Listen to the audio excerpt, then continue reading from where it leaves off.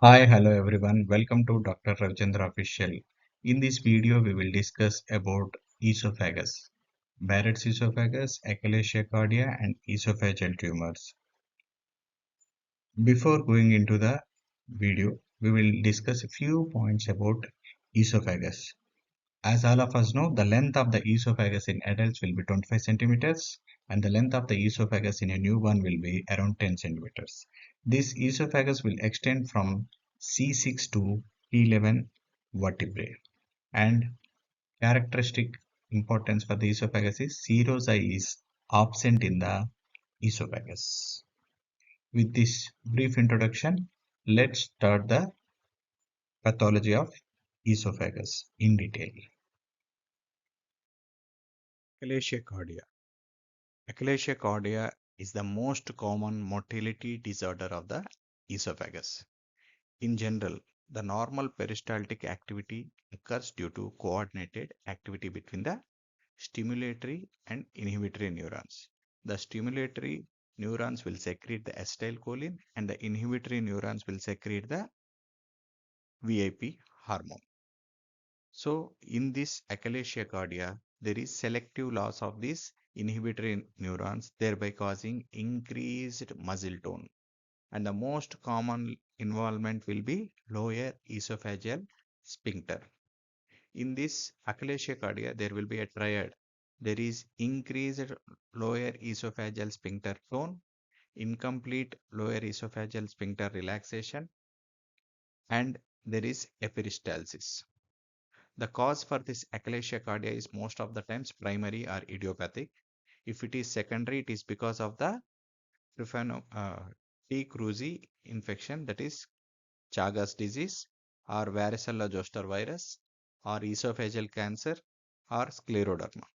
The most common clinical presentation of achalasia cardia will be it is dysphagia more to the liquids when compared to the solids.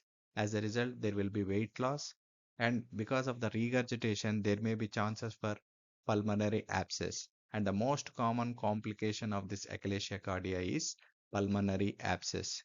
And because of the achalasia cardia, there is increased risk of squamous cell carcinoma of the esophagus. Then how you identify or investigate this achalasia cardia case? Investigation of choice will be manometry. If you do a barium swallow, then as shown in the picture, this is a picture of barium swallow. Here you can appreciate at the lower esophageal sphincter bird beak appearance. Bird beak appearance, characteristic of achalasia cardia. And how will you treat this achalasia cardia? In general, we will be using calcium channel blockers or nitrates.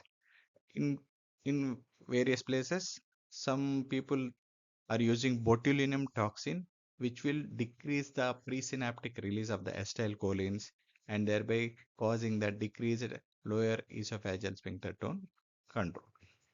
And the definitive treatment for achalasia cardia will be myotomy and partial fundoplication. Barrett's esophagus. Barrett's esophagus is a classical example of intestinal columnar metaplasia. There will be Barrett's esophagus. If it is less than 3 centimeters, it is called a short segment Barrett esophagus.